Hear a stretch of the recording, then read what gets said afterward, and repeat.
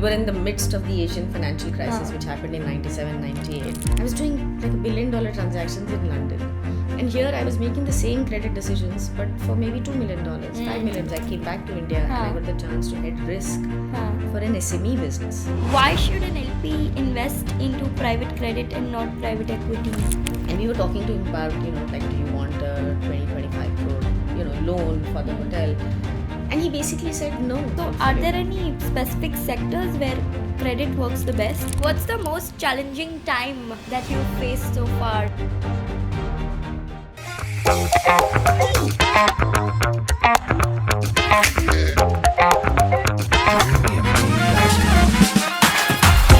Thanks, Kanchan, for joining us today at our show Wiping Out the Norm. You've clearly been one of the few women in the credit space who have done wonders during her career journey, and it's rather unfortunate that we see lesser women like you in this space. So let me start by asking you this first question, that what do you think is the primary reason for seeing lesser women in this credit finance space? Thank you. Happy to be here. Lovely to meet you. I think it sort of just goes down to at a broader level, the intake in corporates and financial markets is very balanced. But progressively, as you go through years and, you go through having a family and raising a family, I think that's usually at the 5 to 7 years is the biggest, drop of women from that sort of workplace. And I think more than just, banking and sort of, credit per se, it's investment banking and global markets, which is generally very, very demanding in terms of the kind of lives you lead. And I think it's the work-life balance that usually is the, is the big reason that, you see that drop off. But pretty much like every other sector. Yeah. As you get senior, you see less and less, women in the space. But why is that? I think, and I've thought about this question sometimes, and people have asked me, is there discrimination, is there, and I feel it's not so much overt discrimination. I don't think a lot of us would have felt that, but just the way workplaces are set up, right? They're not set up to address a certain biological journey that a woman has, right? Nothing in if you look at corporates and how the HR and work policies, and there's nothing specifically that actually deals with the fact that when you start a family, your needs are very different. You want to continue to work, and I don't see any organizations do that. And I think that probably remains one of the biggest, reasons. And then it's a self-perpetuating thing. You don't have senior women, you don't have those role models. I've seen sometimes, when women and girls come in, they're already thinking that, maybe, in about 2-3 years time, I'll start a family. I don't know if you can do with that. And I remember reading, you would have read Sheryl Sandberg's Lean In. I read it much later, I think after it had become a rage. And one of the things she commented, and I think she got a bit slammed for that also, but she sort of said, I sometimes feel that I want to tell young girls, make sure that you are at the table. Like, don't start off with thinking that you're not there, that you're not going to have a long career because, the needs are such that. And I think that also plays an important role, just I think even women sort of expecting a little bit more from themselves. Right. Then just, it doesn't have to be a foregone conclusion. So you were saying that some women unfortunately drop out when it comes to the senior leadership level.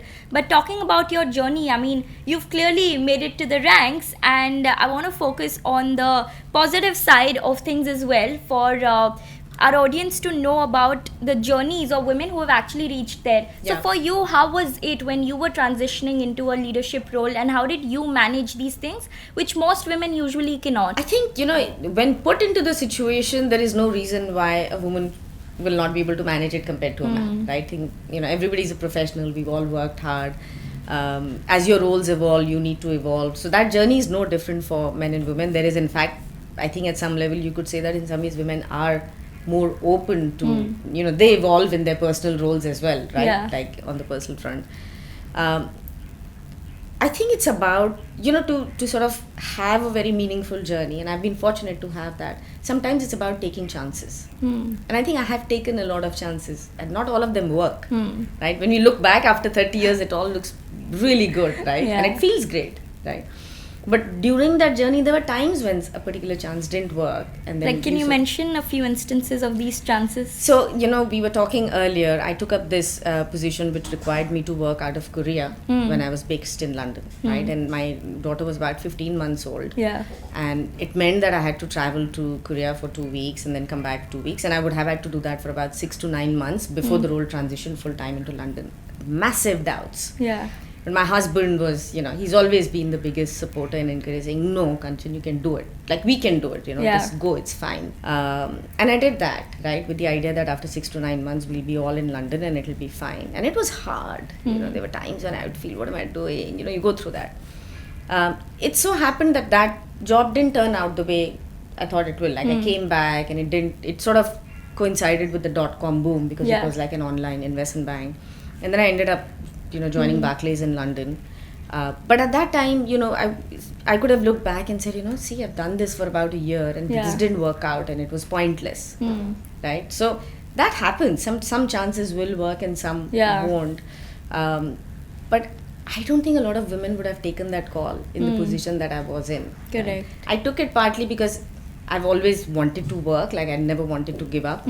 And as I always feel, my husband's played a really big role in pushing me, saying, no, you can do it. Like at that time, had he been even a little bit saying, yeah, I think it's going to be tough, I don't know how we'll manage, I wouldn't have done that. Right. So I think given that you have a certain amount of familial responsibilities, especially towards your young kids, it becomes harder to take those chances. Yeah. Right? And at the end of the day, I think if you talk to people in the leadership positions today, men or women, I think one common thing would be that people have taken those chances, those opportunities when they came. Yeah. And maybe, women believe, and it may be true, that they don't have the same degrees of freedom. Yeah. To take those chances. It's possible. And then, how does your life as a leader changes when you have the responsibility of so many people in your firm and also responsibility at your home? And many people might think that it's the same for men and women, but the reality is starkly different. Of course, children are more attached to their mother for biological reasons, and when you are a younger leader, more so, managing both the things, it can sometimes take a toll. How did you do that? I think it was it needed a lot of hard work, in the sense that it needed long hours. It needed me to say that, okay, I'm going to go home now, be there for the next 2 hours and wake up at 4 in the morning and do work. You've all done that. But I think there is also, this sort of other side of the story, which I felt was very interesting. Somebody asked me once, my God, how do you do a global markets role with like 2 young kids? And I said, you know what, it's intense at work. It's competitive, But I come back home and I walk through the door and I see 2 little kids, and it sort of just brings me back to say what's important. Like what matters. You could be fighting with a colleague at work saying, no, it's not a billion trade, but it's, you go through that. And sometimes I feel this work we do in investment banking is Excel based work, like the numbers can really inflate people's egos. But I think it's great to come back, to a family, to kids, and just put everything back in perspective. Right. For me, that was a big thing, like that helped. But Radhika, the truth is, for the first 10-12 years, I could never get rid of the guilt in my mind. Like it was always there. It was a constant fight between, am I doing the right thing? Yeah. But you sort of just deal with it. What I like to tell, younger girls also is like, don't make it, like, even if sometimes you feel that you're not at 100%, but you're able to do 80, that's good. Like everybody's doing that. Everybody's juggling. It's not as if, men are not, juggling multiple responsibilities. So I think it also helps to have kids and family and things outside of work to balance that out. Right. But I'm sure that you've done it very well, and that's why you are where you are today and living a very happy life, both personally and professionally. But let me take a step back and, rewind your life into the time when you got into the credit space, and you've been there ever since. A lot of people find it challenging to stick to one focused area and then grow in it only, but you've done it quite well. You've picked up your niche, and you knew that you want to grow as a leader in this. So tell me, how did you pick up your interest into the credit space? Is there a story behind this at one of your earlier jobs when you started out? So I think what I picked up as a conscious choice was being in finance. So I was always a bit of a maths analytical person. I was good at it. I enjoyed it. So in some ways, when I did my engineering, and when I was thinking, do I want to continue in engineering or this thing, I literally at that time, this is like 30 years ago, Radhika, we didn't have that much exposure to the world to decide that. And it was really through conversations with seniors in college, and I felt, this is more appealing, and I, ended up doing an MBA in IIM Calcutta. But once I was there, I could just naturally gravitate to finance as compared to marketing. I joined ICICI, and that's how the sort of grounding started, in the credit world, as opposed to doing equities, and I just kept building on that. It just became, I think, as you get better and better, and sometimes I think this thing about finding your passion and doing it, it's a little bit tough in practice. When you're young, you don't necessarily know what your passions are and what are the things, you can actually build into meaningful careers. Right. Sometimes you have to spend, as they say, like 10,000 days on it or whatever that thing is to become really good, for then to become your passion. I think that's an important step that needs to happen, which happened for me. And while the overall area has been credit, I think the reality of our lives is you have to constantly reinvent yourself, right? So going from ICICI to Hong Kong was a different kind of work, was more markets oriented, whereas this was sort of more loans oriented. Going to London was a completely different experience. It was structured finance, it was working with a whole lot of European jurisdictions, it was complex credit derivatives, but learned a lot, super exciting, right? And in fact, when I moved back to India, it was a little bit like, India didn't at that time have anything that would match with what I used to do in London in terms of the work. Which year was this? Which is 2008, 2009, right? And I was doing credit derivatives in London. It didn't have that. And I had to sort of go deep into saying, really, what's the DNA of my skill set? And which was really understanding credit, understanding businesses, analyzing them, pricing them right, analyzing risks. And that's how, the journey evolved. So there's been reinvention. There hasn't been I'm doing credit, let me do fashion now. Kind of stuff. Because I think I've enjoyed what I was doing, but it's always built on, on top of that. Right. And like you said that, after ICICI, you have mostly moved out of India to explore other roles.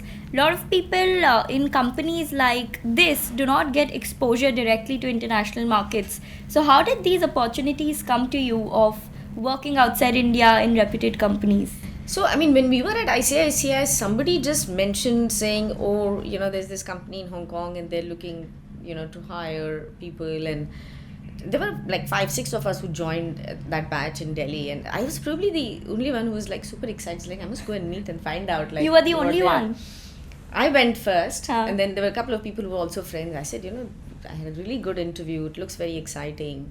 But even at the time, what they were hiring were people at the sort of starting level. Like they were also hiring management trainees. I had already worked in ICICI for 2 years. So at some stage, I could have sort of said, no, I really don't want to go and start at the beginning again. But I went because I think the promise of a larger market, a more advanced market, chance to meet people and learn a lot was really exciting. And I took that. And when I reached there, I sort of felt that, did I sell myself short? Like they had hired about 25 and some were young trainees. But I think it was such a meritocratic system that they instantly realized people who had worked, were working hard. And within sort of 1 year or so, I was picked out as one of the best hires they made. Oh. It helped me that I was a bit more experienced, but I was also working very hard there, So that's what I mean, right? Like you take chances and you can look at that and say, you made a big compromise. Specific project that made you, on the top amongst others? So we were working on some project which was in some ways that data was going straight to the CEO.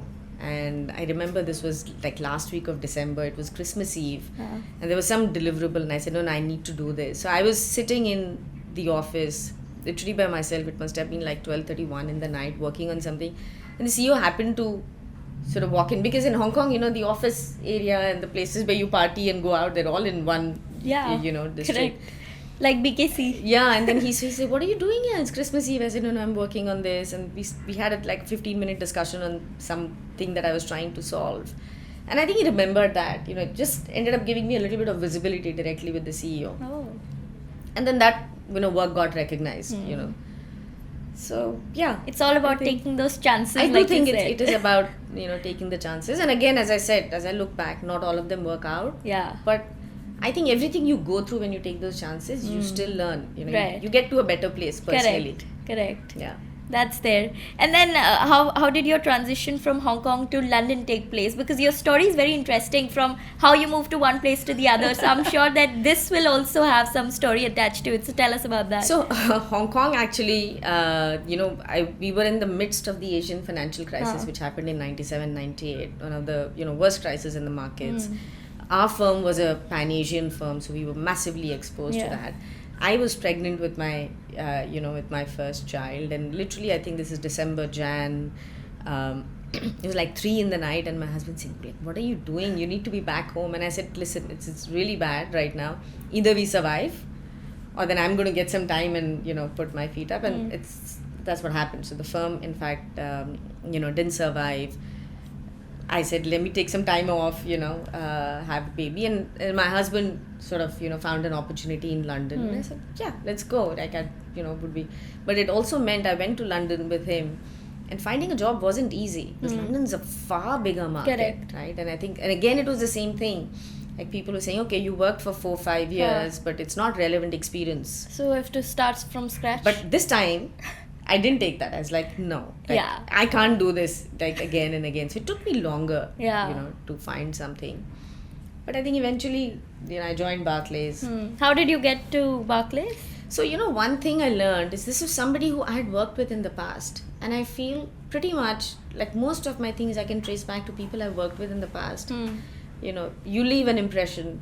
Because somebody sort of remembers you as, okay, this was a good person, they worked hard, they were capable, and then that sort of contact, that discussion helps in terms of finding a lead for a new job. And that's how I got called. I had an interview with his boss, and like, okay, this works. And I remember negotiating very hard for my title at the time. Like, they said, yeah, you join as an associate. I'm like, no. I said, that's just, they says, no, you join and in 6 months we'll promote you. I said, that doesn't, like, I had just come out of one firm that had not survived. I said, no, that doesn't happen. I'd really like you to make this work. And he relented.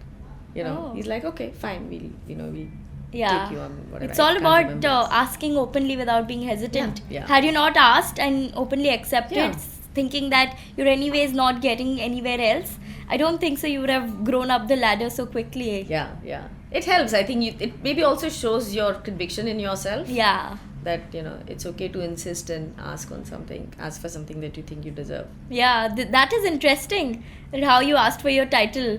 There's a lot of discussion at home with my husband. Should I push for it? No. Huh. When you're younger, you're unsure how much you can push. Right? Correct. But I'm glad I did. Yeah. So what did you join there as then? I joined as I think it was an associate director or AVP. Essentially like an experienced, what would have been either a senior associate or an AVP kind of a role. Right. Which was more in line with what my experience was. So.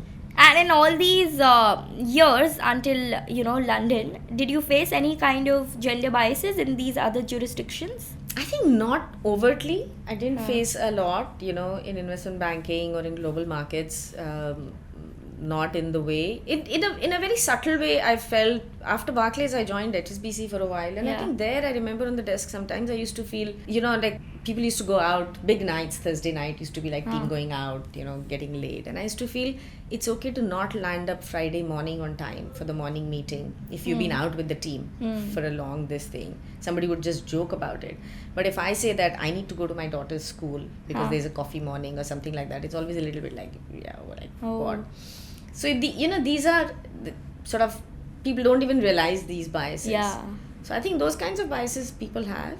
Sometimes I think even women have it. Yeah. I don't think it's just, guys have it. I think at some level we all have maybe those biases. Right. Yeah. All of this is unconscious, of course. Yeah. Okay. I think my realization, I think has over the years has been, it's more just how workplaces are set up. It's more how careers are expected to progress, which doesn't take into account, that women have a slightly different journey. It doesn't mean they're less committed to their careers. They're equally committed, equally excited, equally want to make the progress. That for me is, like the one thing which I think is that becomes a bias against women, right? Because they have to adjust far more. And I think a second thing, which is again something I've realized over the years, when we read people based on their personality, by and large, it's based on men's personalities. A way of dealing with your colleagues, a way of dealing with and uncertainty, a certain level of, call it aggression or assertiveness, right? Yeah. Those sort of standards and benchmarks we have, all of us, maybe not, understandably, because 80-90% of the population, professional working population is men, but that sort of sometimes works against women, so that we can have a woman who's not very aggressive, who may not be hugely assertive or something, but that doesn't mean she doesn't have confidence in herself, or she doesn't have an opinion. And these are biases, I think, which even women may have. Like, we may be reading other women wrong. So Right, but I've seen a lot of women also try to mask themselves to adjust to that room environment where everybody is assertive and stubborn, and then that's not their natural self. And sometimes when they try to put that mask up for a longer time, they get frustrated with themselves because that's not who they are. And maybe that's also a reason of the dropout. Could be. I think, and I think it's not easy to network, right? Yeah. Like, guys will just go slap each other on the back, let's go get a drink, go, have a smoke together, whatever. Correct. Just as an example. There was a little bit more of a effort that, possibly women have to make. I sometimes just make a point to some of the guys in the room saying, if day after day, year after year, you were working in organizations and teams where there were 8 women and 2 guys, 8 women and 2 guys, every meeting, every this, for 20 years. That's the kind of backdrop most women are facing, so unless you get sort of conscious of that, you're not going to be able to do the right things to make people comfortable. Yeah, and then you were, I'm sure, having a good time at Barclays. Yeah. Why did you move to HSBC? So it was a responsibility. It was a very interesting opportunity. Barclays already had a very good structured credit department, and we were doing great work. HSBC was looking to set up a part of the business. So they wanted to hire somebody with experience who would come and set up that business. For me, again, that was very exciting to try and set it up and build it from there. This also you got it through a reference who worked with you earlier? This, again, somebody I worked with extensively at Barclays, moved to HSBC, and then he was in sales side, and he said they are looking for somebody to build out the product business. Would you like to try? I was like, yeah, sure. It wasn't easy because there was a big change of guard at Barclays that had happened in terms of a big shuffle at the senior level. In fact, the new boss who had come in, I really liked him. Because I just had my second kid, and I was, as I said to you, there was throughout that journey, and I'd really come to a stage saying it was harder with one child. Now I maybe need to take a step back, and I think I'm going to. So he called me. My annual appraisal was on the phone. And I was all ready with my speech saying, I think I need to do 3 days, and all against my. And he started off saying, I just have some good news for you. We've decided to promote you. You've done a great work. And I just put my speech on the side, like, forget it. I'll deal with this later. Let me take this opportunity now and I'll figure it out. Okay. Understood. So you were the managing director there for what kind of business? So again, this is structured credit, or credit derivatives as they call it. So I became an MD in HSBC after I joined. I joined as a director, and then in a couple of years I became an MD there as a head of the This was the promotion that you were talking about, which your boss called in. No, so this is the associate director to director was the promotion that my boss talked, which was at Barclays, and then I moved to join HSBC. And then at HSBC, I became an MD, which I think in my mind was a milestone. Like I'd always thought of, wow, will I be able to make it to becoming an MD? When it happened, it sort of felt like, yes, of course, it has to happen. But in my younger years, I remember it was an important one for me. But have you asked these questions to your bosses who promoted you, that, what did they see in you when they were always promoting you at such senior leadership levels? I mean, especially when you became the MD, because I don't think so you might have many women as MDs in HSBC. I never asked that question, because I think when you're in it, for you it's a logical next step. Right? In fact, it's a little bit like, I've done good work. Had it not happened, it would have been like, why haven't you promoted me? I've done good work, So no, I sort of didn't ask the question. But I think it if I look back, it just goes back to, achieving certain outcomes and results. Maybe also just showing the ability to grow into roles. You asked earlier about leadership. I think, and I talk to my one downs now, saying, I think, one of the things that I've realized that leadership is actually completely about just your team, your entire thing. You're there because you're good at what you do. But sometimes I feel, and I think this is Jack Welch who said that, like, think of yourself as somebody with a broom. Like, all you're doing is just removing the, clutter so that the other teams, whatever you've tasked them with, can do their jobs.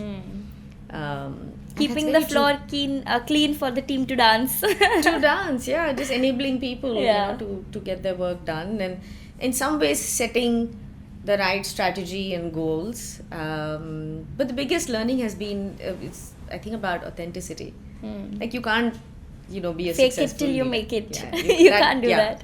I mean, of course, it's also, it's about communication in a way that, you're true to the role that you're, what you're communicating is true to the role that you have. You can't always share everything with everyone. Yeah. But at least it's authentic, which I think, is important. And I keep telling people that if you come to me and say so-and-so in your team is not performing, I'm first going to ask you. Yeah. Because you hired them. So what happened in the 6 months that they are not performing, right? So first, always just try and see how best can you support them. Like, are you giving them what they need to perform? Yeah. And then, yes, maybe there's a capability barrier because of which somebody can't go beyond a certain level. But it is really about, grooming and developing your team so that you can, achieve the number. It's not less work, it's more work. Yeah, to get the best version of others after your own self, it's like a lot of work. Yeah, because you're dealing with emotions. Yeah. And it's not Excel sheets. Yeah. So it's always much more difficult since it's uncontrollable at all levels. Yeah. And your team members are going to be different. Like, the different team members are going to have different needs. Right? Yeah. There's somebody who's very work focused and he needs a different kind of motivation and messaging. And there's somebody else who's a little bit different in their mental makeup. You've got to align everyone to the company's goals. And then you've got to get everybody energized to say, this is your growth in achieving these numbers. Which is interesting. I mean, I personally, just to share with you, when I moved from London to here and I headed risk and in fact, that was probably one of the most interesting moves. I came back to India and I got the chance to head risk for an SME business. Which was? Which was an NBFC that was running it. In my mind, the two changes I needed to make. One, I was doing like $1 billion transactions in London.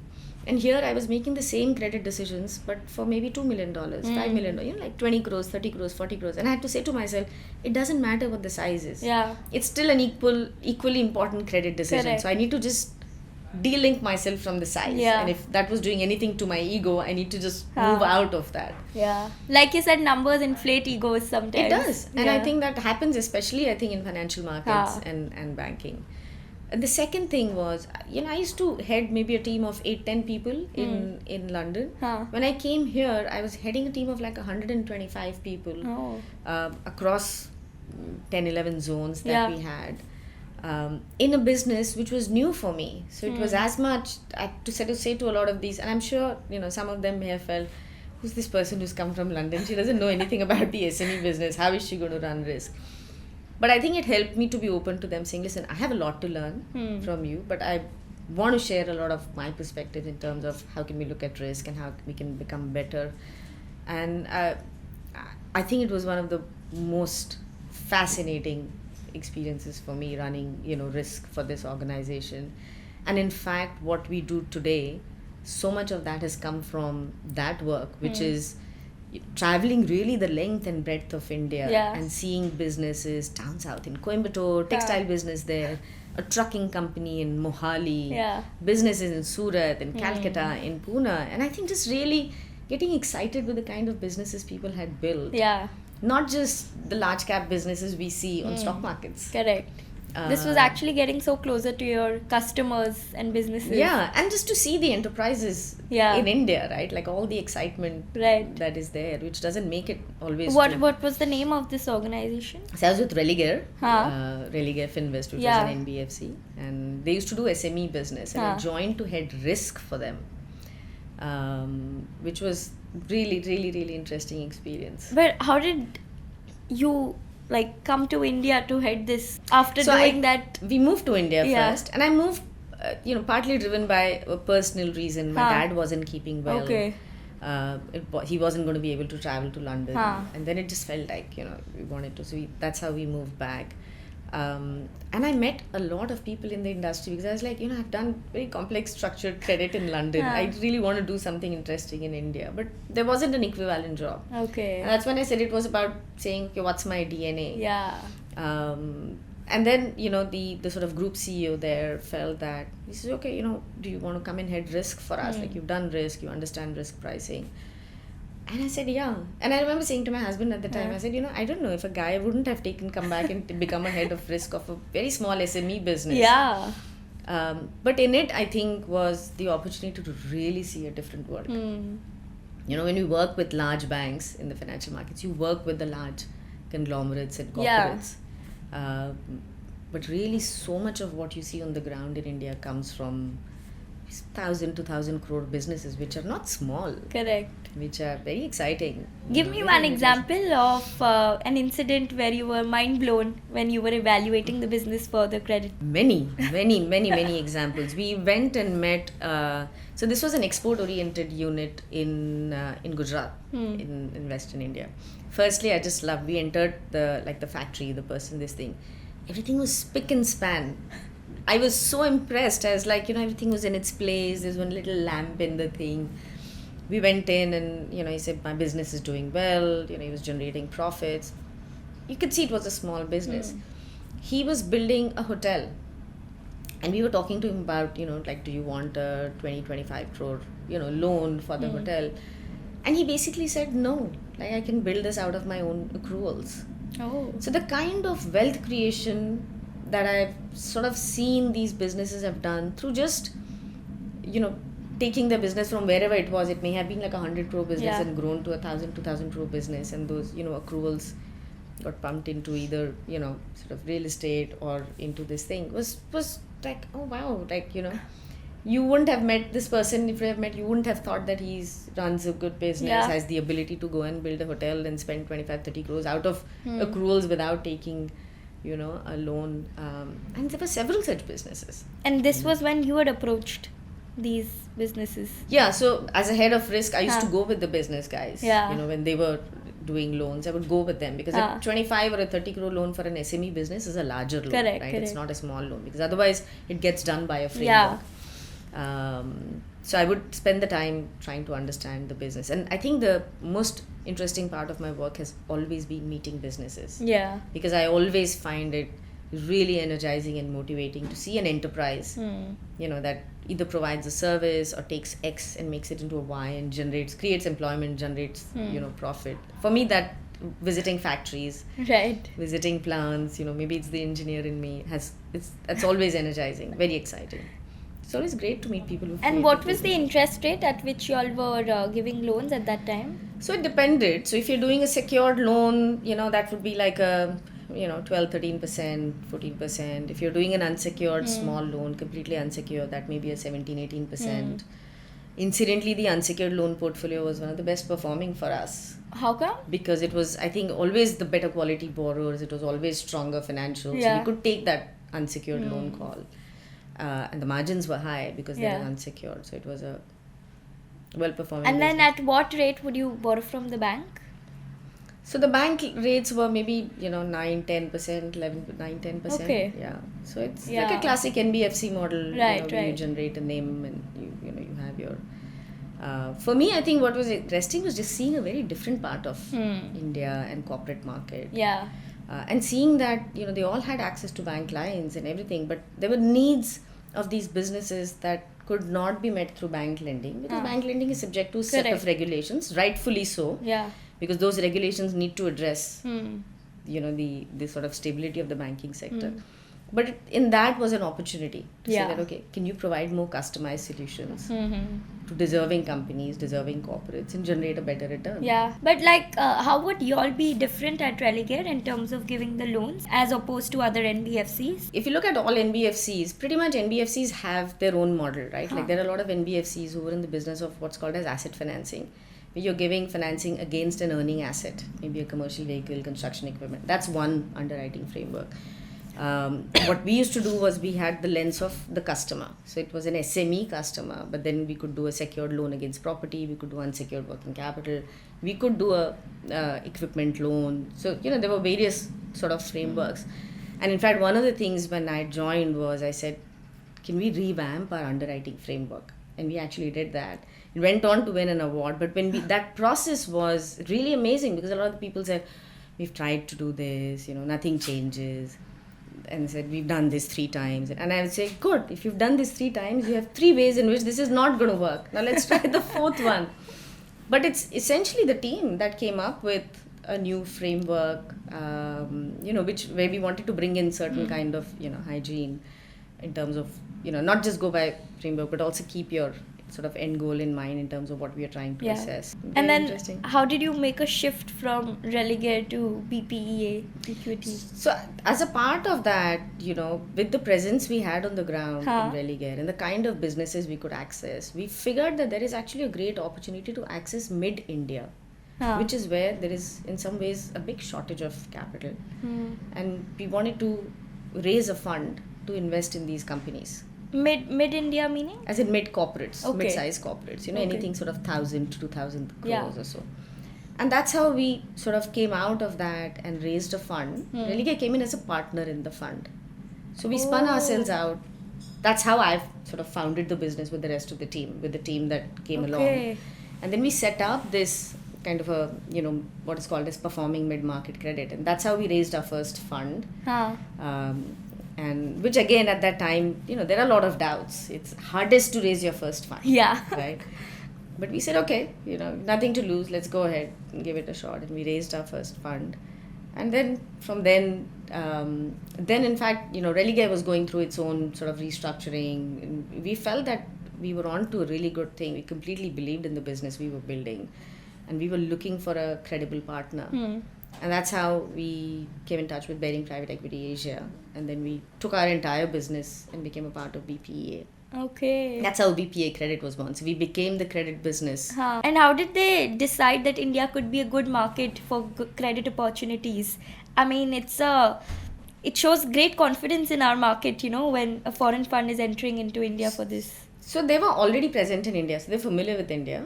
In the credit space. In the private equity space, right? They were doing So I think that's the discussion I had when I remember went to meet the CEO. I said, these are the loans or debt investments we've made. These are the returns. There was a very good track record that we'd already established by then. And they said, this looks really interesting. This is very different. And in some ways, we feel that the whole performing private credit space in India, especially in the mid-market, we were really one of the earliest players in that. And I think it really came out of a combination of the team having worked together on this mid-market credit and recognizing this opportunity.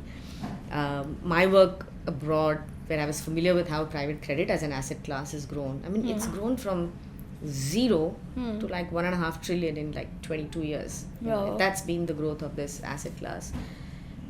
But the nuance of how you would do it in India was important. Right? We could bring that because we had a big team here. And we had seen the business, or we had seen these businesses firsthand. And that's how we sort of set it up and, we became a part of it. But the key thing, I always tell this, my sort of pet this thing to international investors is, when you think of a $250 million company, for you in the US, it's a small company. You call it, in fact, they call it a lower middle market company. And I said, you peg a certain investment profile to it. A small, lower middle market company. I said, in India, if you're looking at a company that generates $30-40 million of EBITDA, it's like 250-300 crores. It absolutely by no means is a small company. It's a business that's been created over 20-25 years. It will have some kind of market leadership in its product, geography. So I kept saying, I said, maybe you need to use the PPP multiplier like you do to our GDP. Because you're not benchmarking these right. These are actually much stronger credits, much better investment profiles. And in some ways, very exciting businesses to fund, to support. And that's been the sort of mainstay of how we've built our business over the years. And then when you were fundraising for BPEA in the credit line, what kind of investors did you approach, and is there some story there on how your pitch went very right and very wrong in both these instances, and how did you feel after that? I think we reached out to all kinds of investors. When you're starting off, there is a lot of education you have to do when you're trying to get people to invest in an Indian business. And India Credit was again newer, right? India Private Equity people knew. So there's a lot of education, exactly this, showcasing these businesses, talking about each one of these businesses and saying, look, this looks like a $150 million business, but it has a major market share, it has this kind of order book, it has 20-year track record, just showing the actual profile.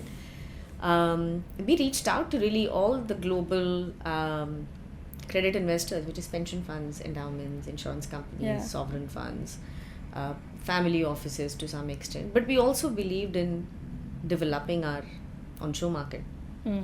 So we spent a lot of time working with our Indian institutions and family offices, because we feel that you've got to be able to convince your investor. Correct. That's closest to the opportunity. If we are able to do that, then we'll be able to also convince others. So I think we've raised money both from onshore investors, our LPs are here, as well as offshore. You get interesting responses. In an institutional setup, people are polite. So even if they feel that, what you're saying doesn't make sense or something, sometimes you meet very cynical people who'll be like, what are you saying in India? The courts don't work. And it's like, no, they work. Things have changed. The strength of institutions is very good now. The banking sector is strong. It's, you have the new insolvency code. So you bring out all of that. But sometimes you do get, you do get your share of cynics to raise capital. It's hard, but I think when something then comes through. How long did it take to raise the first one? First one was it's typically 1.5 to 2 years. First, second. The third one for us was the largest one that we raised. How much was it? So third one we raised about $600 million of capital. Okay. Total discretionary capital fund and sidecar, and we did a first close. We closed it finally in 22. Okay. So, over COVID. Yeah. But it was interesting. And the first one was how big? So, the first one was 500 crores. That's it? That and to now $600 million? $600 million the last one. Wow. It's come a really long way. It's come a long way, yeah. And it shows so much of interest for people in the credit line. There is. So, there is a lot of interest. There is a lot of interest now in India. There is a lot of interest. I mean, India, Asia, I think I was just reading a really nice McKinsey report. There's you look at the last 20 years and you look at now, in some ways you've entered a new era, where Asia, India are no longer just taking rules from the world. They're sort of playing an active role, right? It's a multipolar world. We're playing an active role. We're part of, most major trade routes, most major trade corridors. Yeah. More than half of the GDP, half of middle class households. I mean, all those, great numbers. But we're the other side of 50% now, right? We were large, but we were still short of 50. And I think there is a decisive shift. And, one of the few economies that now has, world over, including advanced Asia, there's aging population and shrinking working population, right? We're one of the few where we have a young population. Yeah. Correct. And a growing sort of working population. Yeah, the largest in the world. Yeah, so in some ways, all of the, the whole tech, enablement and innovation, energy transitions, we can really ride that. And I think investors recognize. And how do you think the shutdown on China from most of the countries has gotten the capital to be reallocated in India in terms of credit more so? So I think there are multiple advantages through this, right? It's not just allocation of capital. I think allocation of capital sometimes is the slowest to happen. It's not, oh, I was doing this. That doesn't happen. And I don't think that has happened. But you see that in your businesses. So in a lot of our businesses, we have seen, exports coming their way because their products don't have a China content. For instance, they're able to certify and show that the exports have risen. We've seen that. A number of them seeing just bigger revenues, setting up new facilities because there were businesses to be done. Very interesting. We've historically always heard that India has sort of lost out on the textile side, right? Like on the garment exports, because Bangladesh has done well. I think what COVID has shown, and we've seen a few companies, is that a lot of the Indian firms, which are more end-to-end, have good design capability, have good raw material sourcing capability, have actually done well, have actually fared, a lot better, and are seeing, good sort of growth prospects. And so I think the benefits of China sort of closing down and people looking, both the geopolitics as well as the sort of disruption you had, are definitely there for India and rest of Southeast Asia to take in different ways. Right. And like you said that, there are certain outcomes basis you're judged on your fund performance and individual performance also. So what are those kinds of outcomes and goals in your kind of business that substantiates your work? So I think for us, at some level, and we say this internally in our mission statement, everything starts and ends with fund performance. You have a fiduciary responsibility to invest somebody's capital and generate a return for them to your stated philosophy, and you absolutely have to do that. So that is the most important part, finally for us. But I think especially for a market like India, which is not mature, where there are so many axes in which you can grow your business, there is a potential to create really deeper, meaningful relationships with investors, right? So for instance, our presence on the ground for about 10-11 years has meant that we've created a huge amount of infrastructure for sourcing investments pan-India. We've got some 300 odd intermediary relationships, which is very unique to our business model. We've built that, right? We thought that's important, let's build it. The expertise within the team is not just the flagship fund we manage, but across sectors, whether it's real estate, whether it's shorter term corporates. So I think some of the larger LPs look at us and sort of, there is an opportunity to say, okay, we can do actually a lot more with BPA Credit and not just one fund investment, right? So there is a lot of potential, for us to grow beyond just the one fund. For each one of the funds, fund performance is going to be important. But it's about creating access or providing access to the growth that India offers. So for instance, one of the things we always say about private credit, yes, the returns need to be attractive, but you need to recognize the biggest excitement about private credit in India is that you're accessing parts of the market that are not accessible through public equities. These are not listed companies. Correct. These are not companies that are regularly issuing bonds in the market. So there's no way to access this growth, but you can access it through private credit. And that is a very interesting proposition for a lot of the investors. And for the benefit of audience, like, why should an LP invest into private credit and not private equity funds? Like, what's the difference mainly? It's a different risk return profile, right? So in private equity, you're typically looking at much higher returns, but you're also equity, which means in some ways you are taking all the risk, right? Whereas in private credit, you are a debt investor in the company. So you have the ability to just weather a lot more downside if you've structured it right. And the returns in India are interesting because the underlying growth of companies is very high, right? I keep telling people, the sort of math that if you're looking at an economy that grows at 7% real, that's 11% nominal. That's across all sectors. By the time you drill this down into the faster growing sectors and the market leaders within that, you're comfortably in sort of high double-digit growth, right? And to support that kind of growth, the capital needs are also like that. And that's what, if you're able to meet those capital needs in a more bespoke way, then you're generating value for the business. And the business is not getting diluted. So in return for that, they're willing to pay you a little bit more.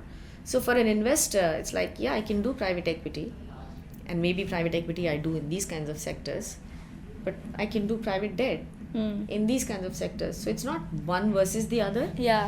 But there is certainly a place for both in a larger LP's portfolio. So are there any specific sectors where credit works the best? Actually, we run a sector agnostic strategy. So we completely, look across sectors. We do a whole lot of infrastructure related work. We've done a lot of services. So that's the big thing also, right? I mean, all our GDPs now, growing economies, are 55-60% services. By definition, a lot of these businesses don't have hard assets, don't have plant and machinery, don't have necessarily a big piece of land. So there are limitations to how much funding they can raise from banks because there's regulatory capital implication. They need a lot of capital for growth, right? So we are able to go in and provide that. So range of service sectors, light industrial sectors.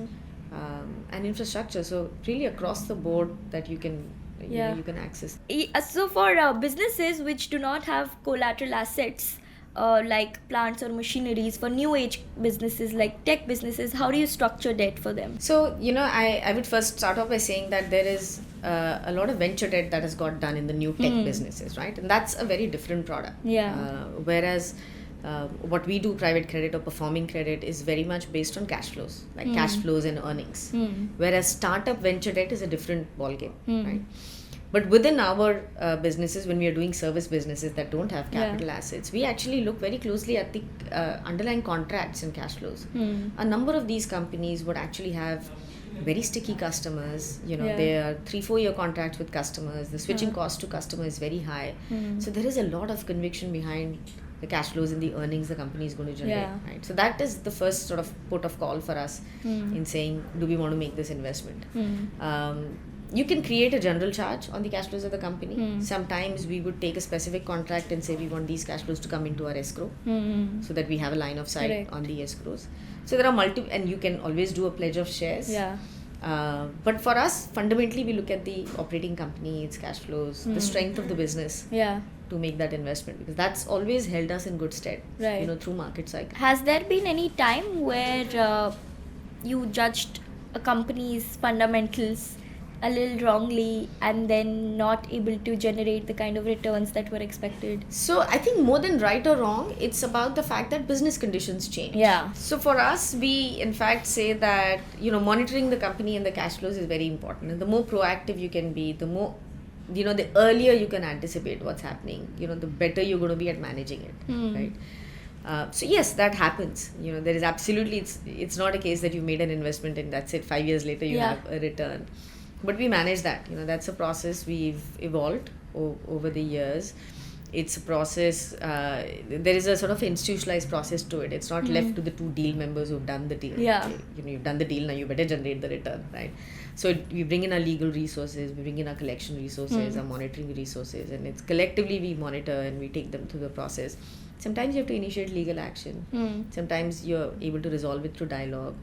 Other times the business may have a short-term liquidity tightness, so you can help them find some funding in the market. So we work with the businesses. I think one of the things we've noticed, which is a great sort of upshot from our business, is that as we've built that relationship, we've sort of become a go-to solution provider for some of these businesses. Every time they need a little bit more bespoke, they'll come to us and say, we're looking for this, there's a new order, are you able to support it? And we look at it on an independent basis, and we may do an additional investment in the company, right? Which is we look at our businesses and they've grown so well in the typically 3 to 5 years of our investment, that is where I think it just feels great to be doing the business we do, that we feel we're true partners for the borrower companies. And in terms of the growth, like you said, is there a cap on the returns that you make as a private credit fund, or how do you measure returns when the business grows exponentially higher? Because in equity, of course, you get really upside returns. How do you measure that in debt? So typically our returns are contractual returns, right? These are fixed returns on the debt that we charge. We can structure it to say, this coupon you pay quarterly, this amount you pay back-ended, this amount you pay upfront, etc. Most of our returns are contractual fixed returns, right? So the business does very well, we still make our same. If the business doesn't do as well, we still make our return, right? And therefore it's a different profile to private equity. There are some businesses where we are able to generate an upside return. How is that? So we'll say, okay, you pay us 14-15%, whatever debt coupon, but fundamentally our capital is allowing you to go from X to 3X. So we'd like you to pay a certain percentage linked to the actual upside you generate. And businesses are happier to do that, right? Because they're not taking on high cost debt. They're only paying us to the extent from the revenue. That's an investment decision we've made, that we feel that we have that confidence to do that kind of an investment in that company. And typically, what's this percentage range?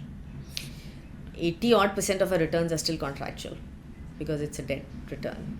Oh, you meaning the the percentage range of the upside? Well, we've gone past 20%. We've generated 21-22%. Oh, is it? Of these companies, And this is from the net profit or revenue? From the net profit. It's usually a percentage of EBITDA, the extra return. Okay. And y'all only support profit-making companies? Yes. Okay. That is our sort of key investment philosophy. We think you Yeah. should be doing debt if you generate profits Yeah. to service the debt. Yeah. No, a lot of like companies are sometimes cash flow heavy, but the Yeah. profitability comes at a later stage. Yeah, So yeah. maybe y'all come after the profitability. Yeah, so I think that's part of the analysis, right? Yeah. That there is an accounting profit we look at. There is a Huh. free cash flow generation. Both we look at when we figure out what the servicing is. Like sometimes company can generate decent amount of profitability, but the business keeps needing cash, maybe because of working capital. So all Yeah. of that's a part of the analysis we would do Mm. to decide, to finally decide on the investment. Yeah. Also, just a very basic question, but so that because venture debt is a very well-known term now, Yeah. because startups are using it. So Yeah. people get confused between private credit funds and venture debt funds. So if you Yeah. can just draw a line of differentiation for us. So venture debt funds are essentially people investing in debt form in startup companies, right? They're generally not profit making companies. They're startups. Instead of raising the next round of equity funding, they're raising debt, right? Because they don't want to dilute. They're going through a key stage in their Yeah. sort of concept evolution and things like that. Private credit, on the other hand, is non-bank credit first. Huh. It's in the form of bonds. So you're investing always in securities. You're not making loans. And then these are not public market bonds. These are private placements of bonds between the investor and the issuer of the company. Now within that you can do distressed debt. Yeah. That's a valid investment philosophy, where the underlying issuer company is in distress. Yeah. There may not be cash flows, but you have your philosophy that's going to tell you what generates the returns. You could do what's called a special situations debt, which is maybe an M&A related or something. And then, what we tend to do mostly is performing private credit, which is also called as direct lending, Yeah. which is really lending into operating businesses and providing them. Then there's some incremental- leveraged buyouts as well, right? There's leverage buyouts, which can, which is again giving money at the holding company level for companies to buy out, Yeah. some shareholders. So the end users can be various, Yeah. right? The sectors can be multiple. Huh. Like there's so many different ways you can cut it, permutations and Correct. combinations, right? You can do it by sector, like Huh. infra and real estate and corporate. You can do it by type of company, SME, Yeah. mid-size, the same. You can do it by end use. But ballpark, I think it falls into people that do profitable company growth capital, Yeah. which is direct lending, distressed, which is again mostly corporates, I think. Venture debt, which is Yeah. completely different, which is again non-bank, but it goes into startups. Got it. But the fundamentals are the same in both But the funds. the key difference is in a venture debt, in some ways you're really relying on the next round of capital raise to happen Yeah. for your debt to get repaid. Correct. Whereas in what we do, you're relying on operating cash flows and profits to service the debt. That's the key difference. Right. And in terms of the cushioning mechanisms, like you said, that even if there is a downside, you still get the percentage which you've agreed with the company. Yeah. So how do you So the ensure you IRR, get it? the interest rate, Huh. like any other debt, right? Huh. Like any other bond product. If there's a 13% Yeah. interest you have to pay on your mortgage or anywhere, you have Huh. to pay that, right? Yeah. And that's where that's our assessment. Our ability to say that the company is always going to generate enough profits to pay that interest to us. Ah. Like I'm just thinking of a situation where nothing is worked out, and COVID was very unpredictable. What if something like that happens in any It happened. business? Yeah. And then how do you get the money out when the company doesn't have any money at all? Do you Yeah. get the company into insolvency, or what? You can, if you have collateral, you can enforce against the collateral, liquidate the collateral, generate cash there. If you have, if you want to sell the company, or if you want to take the company through insolvency, and then, some other resolution, some other party comes in, Yeah. buys the company. So there are various ways. Really a good debt manager needs to be in there very early before you sort of get into those. But that happens. Correct. It's not to say it will never happen. But that's where when we do the investment, we make a downside analysis. What if the business doesn't go as per plan? What is our plan B, plan C? And then we work with that. Yeah, right. And how would you say, how is the regulatory framework in India for foreign investors investing in private credit? Because recently I was saying that when it comes to the liquidation preference, the Indian shareholders might get the first preference and then the foreign debt holders. So what is it exactly? No, so I think, one of the things that we've had is the sort of new insolvency and bankruptcy code that came, 6-7 years ago, has been a big game changer, right? And I always feel that, and I say this to our investors, I said, you will see half the article saying how great work has been done and how cases have been resolved and how it's been a game changer. You see 50% of the article saying this is not working, this is getting delayed. And I said, both are true. I said, that's the truth about India. A lot has got done. Yeah. Like there's a lot of progress, a lot of work, good work has got done and things are very good. But a lot still has to get done. Like you can always find areas where you wish that the growth was faster, change was faster, etc. So I think on the IBC code also and all of that, yes, by and large things are very clear in terms of how creditors are paid out. Yeah. There isn't a differentiation between foreign creditors and Indian creditors.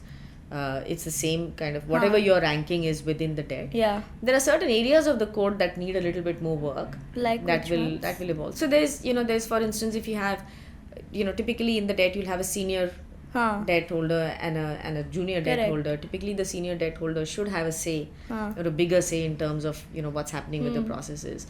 But in our, as per our code, when we form the committee of creditors, it's formed across all the ranks, like senior or even an senior one, and then it's a certain majority of that creditors that decides on how to progress on the plans and things like that. And some people have a view that no, if I'm senior and if I'm senior secured, then I should have the ability to direct it.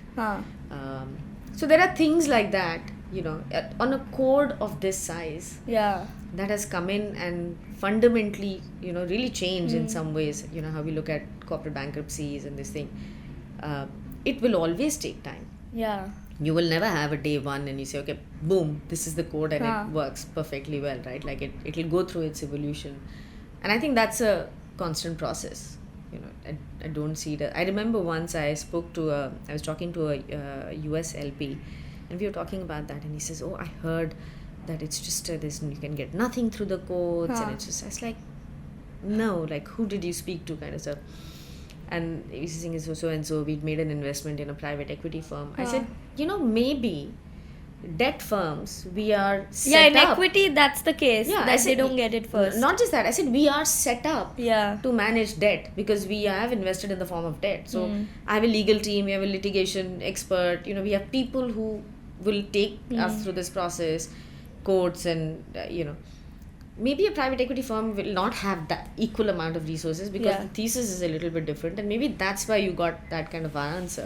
But it's not as if nothing exists, like there are codes and there are systems and there are good outcomes that people have got from their NPAs or whatever issues they've had in the debt. So I think there's a lot of clarifying, demystifying that you have to do because sometimes people come with their own exactly. ideas and thought like processes. I had this notion because I've heard it somewhere. I'm sure the investors are also hearing it out. Nobody's sitting with the Indian regulations in hand and reading what's there. So people have, sometimes it's also an experience people have had from many years back. Things have changed, things have evolved a lot more. So it's a good opportunity. But is there any framework which you think should be changed at this point in time in India? No, I won't say there's any one particular framework which just needs to be changed. I've always felt regulations evolve, and I think, we were just talking about just the, commercial banking sector and some issues US has, for instance, right now, in some of their regional banks and they sort of, the SVB debacle that happened last year and all of that. And I remember there was a general sort of concern around that. And we talked to investors and say, actually, in India, I think the banks have been managed very well. The regulator's done a good job. SEBI is now, also managing the funds industry and all of that. It's a process. Things don't change overnight. A lot of good changes have happened, are on the anvil, and it will continue to happen. There's no specific thing that... No. I mean, I really feel that it's a little bit... It sometimes becomes a bit too simplistic to say, oh, just this is not right. Because I know if something's not happened... There are implications, there are other things to think about, right? Before you can just make one change. Right? The interconnectedness of issues is significant. And I may be looking at a particular issue from the fact that, we are a manager of AIFs. But there are other, parts to that, right? Which also need to... So when a regulator has to make a decision, they need to think of, the overall picture when they agree on a certain, let's say on a certain, framework. And it takes time to get that in place. Yeah, but how is the regulatory framework outside in other global jurisdictions where you work for specifically this industry? It's evolving. Like Singapore's done, Monetary Authority of Singapore, MAS, has done a good job. They've been inundated by the number of new funds and entrants that have happened, but they have a style of working. Many years ago, just to share with you, when I was working in London, it used to be the FSA then. It's now called, I think, FCA. But I remember all the conversations with them were always about substance over form. Like they would say very clearly, here is a regulation, and we need you guys as finance industry professionals to understand the substance behind this regulation. Yeah. Don't come to me and say, this is how you've written this is how you've written this, see, I'm in compliance, when you know that in substance it's not. Like they're saying the substance over form responsibility is with the finance industry professionals. Yeah. It's not possible for the regulator to define a regulation that's going to think about all the different ways you can use the regulation and address that.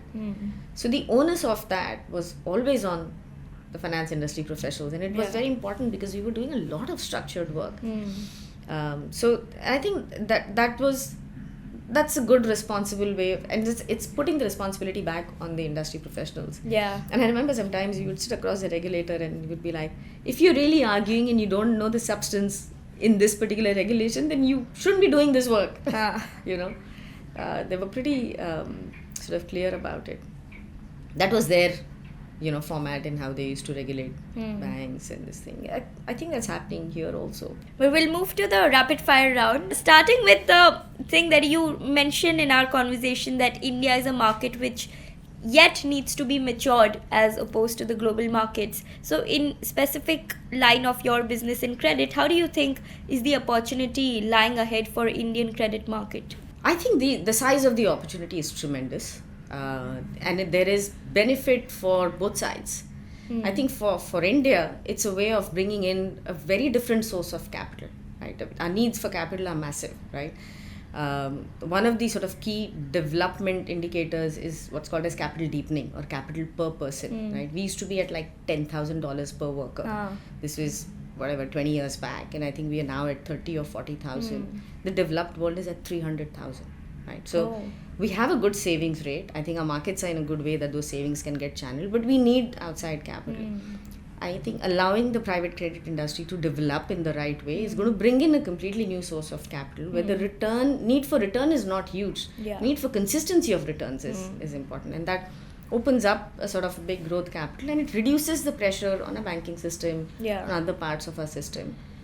It can be a complete game changer, for India, and I think it's an interesting way for outside investors to access the growth in India. What's the most challenging time that you've faced so far in your professional career? I think it would have to be one particular phase in London when we were setting up a part of the business, and I was always in the front office doing transactions.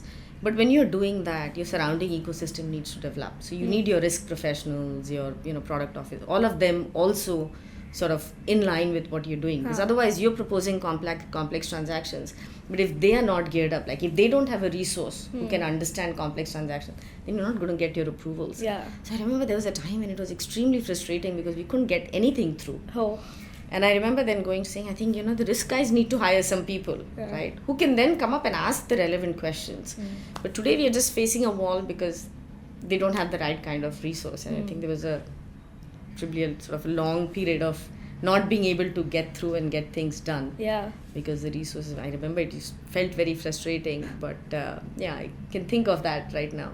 How did you overcome it? Through discussions, through going to everyone and saying, we're not going to get anything done. It's all just going to time. You're going to sit in December and say nothing's got done during the year, but here's why it's not getting done. Then patience is the virtue you built. Patience, and I think you just need to. Maybe that also came in handy when we were raising our funds. I think raising the first fund is always tough. Because it's at a level where you feel if you can't raise it beyond a certain amount, then the business can't survive. Yeah. I think it was also an eye opener. It was a good exercise to meet investors. Also about your current fund at BPA Equity, what's the ticket size of the loans that you give, and what kind of returns have you all made so far in the first 2-3 funds? Yeah. So we are BPA Credit. We are not Not BPA EQT. Okay. EQT, that's the private equity Yeah. business. We are actually Got the it. credit business. So we are not a part of the EQT, this thing. Our loan ticket sizes would typically go from anything from, like 100 crores to 50, 300 crores. We can go as much as sort of, 500 crores plus in terms of transaction size, because we have a lot of investors that come co-invest alongside us at Okay. the fund level. So it's a pretty big range all the way from Yeah. 100 to 700 crores. And how many investments do you make in a year? In a year, we would look to make 12, 13 investments, Okay. or more, 12 to 15 investments. Typically 30, 35 investments in a fund. Yeah. And what kind of returns do you project from your investments? So our returns have historically always been in the sort of high teens. Okay. So that's what we target always. We target typically, 16, 17% dollar or Yeah. 18, 19% INR. Okay. That's good enough. That's good returns. That's very good returns. Yeah. Yeah. And, touch wood, we've managed to generate those so far. Right. And what's been one of your proudest moments so far in life? I think bringing the business to our current level, which is raising the third fund, at the size we raised, it is certainly one of the largest single country funds raised. Oh, is it? Also because most of the investors are from the West. They look at Asia as one thing, right? Yeah. They want to see a pan-Asia because they want to see diversified. They don't realize that Asia is 5 different Asias. There's advanced Asia, there's China, there's India, there's Southeast Asia, and then there's frontier Asia, right? So, but they want to see a diversified these things. So raising a single country fund is always a little bit tougher. Yeah. So I think raising that fund was probably a very, very important milestone for us, for the business. So like investors have committed $600 million just for India? It's an India fund. Wow. So they've committed 475 in the fund Ah. and 125 of a co-invest sidecar Okay. on which we have discussion. So Wow. It's a it good shows size of massive discussion. opportunity that India holds. Yes. Wow. And are there any other funds in this space in India that are doing equally well to support businesses here? I think there are. People have, there are differences in strategy, marginal differences in strategy people have. Some are more infra focused, some are more Yeah. real estate focused. A lot of them are part of larger, like financial services house or financial institution. Standalone private credit funds, I think there are limited of a certain size. Which ones are those in India? The standalone Yeah. ones. I mean, standalone, it's us. There is True North, a new entrant, Yeah. but again, a good team. And I think there'll be a few more. Then you have some funds that are based out of Singapore or Hong Kong, which do pan-Asia and include India as Yeah. one of their, like Allianz. True North has is a fund. also single country focused. True North is an India fund. Okay. Interesting how this market is growing. I think It's growing. So, in some ways you can say it's where private equity was 10 years back. Yeah, Like yeah. now you can count within private equity, you've got, some very successful independent funds that have done well, that are Yeah. known for their track record. We should see the same in private credit. Yeah, I'm sure we will soon. Yeah, yeah, and I always feel that the market to develop there has to be multiple managers. Yeah. Right? I mean, you can't have a market with just one manager. So to that extent, we meet at conferences, we talk at panels, and I Yeah. feel that, there's enough opportunity here.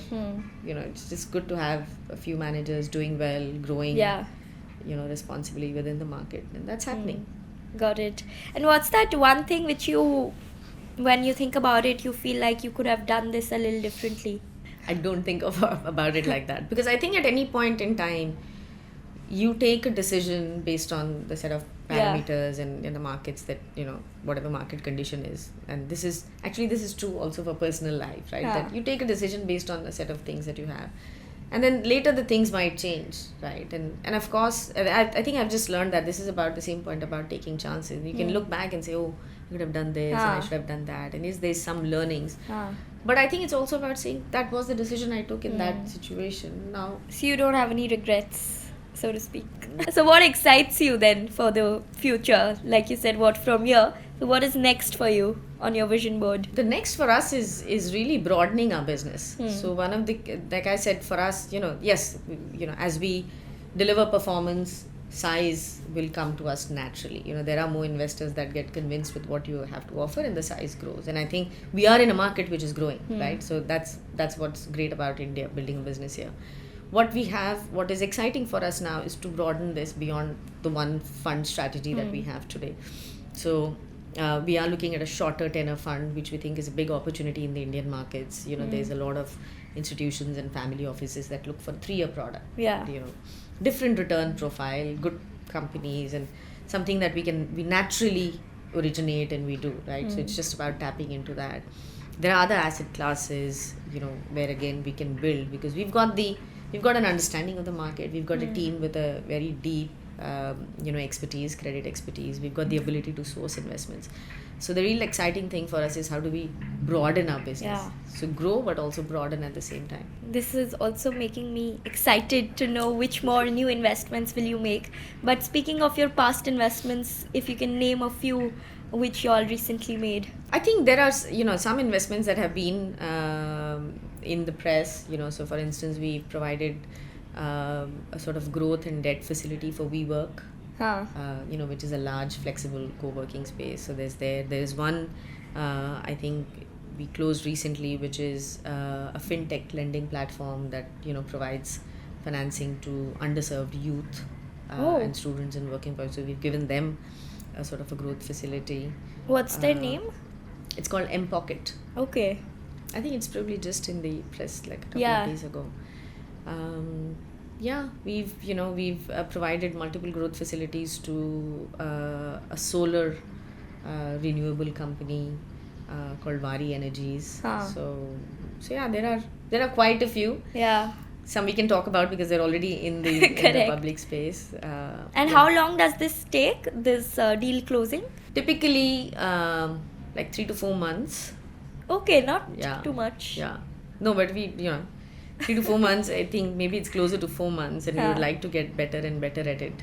I think let me not call it productivity. That's not the right word. I think one of the things we always say is that you want to get better at execution, sharper at execution. And what's your leadership style like, and how do you hire people in your team? I think leadership style for me is, and I think maybe it comes from some of the values we have. So the biggest value we have is that we're very ambitious in terms of the work we want to do, the kind of work we want to do, the quality of work we want to do, and we are constantly holding ourselves to a very high standard.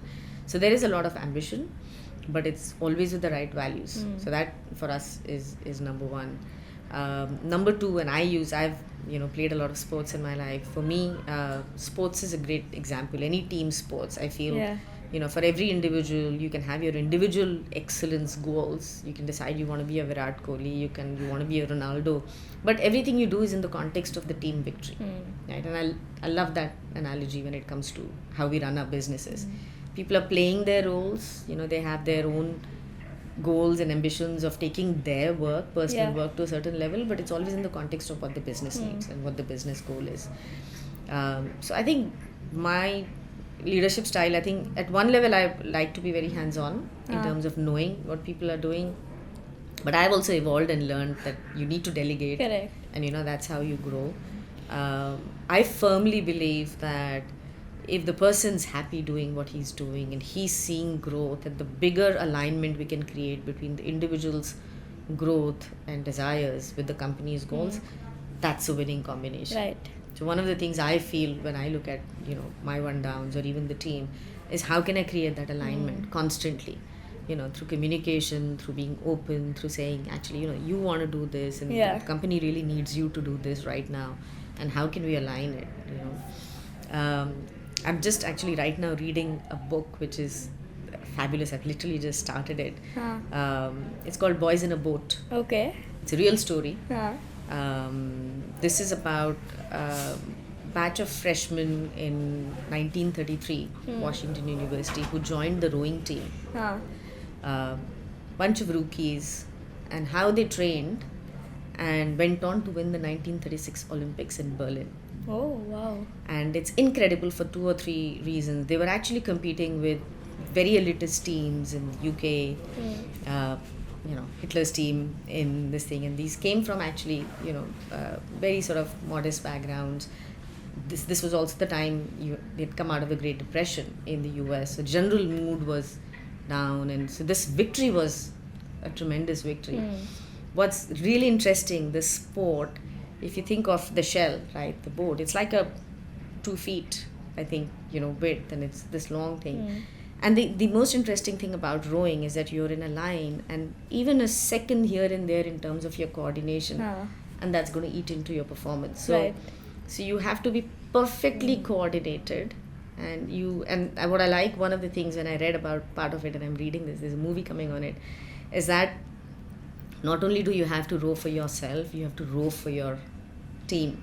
Like somebody somewhere is weak on the left side, and you're sort of taking into, you say, Yeah. I find that it's one of the most grueling sports, can be sort of tremendous combination of cardio and strength, but it's all about coordination, being perfectly in sync, and trusting your your leader and the rest of the teammates.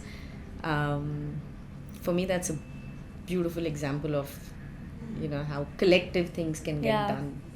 That's so interesting. I could just imagine all of this and play up in my mind to what you were saying, how it happens. Yeah. Yeah, but because our show is titled Wiping Out the Norm, lastly, I would like to ask you of one instance where you think you've wiped out the norm and tell us about it.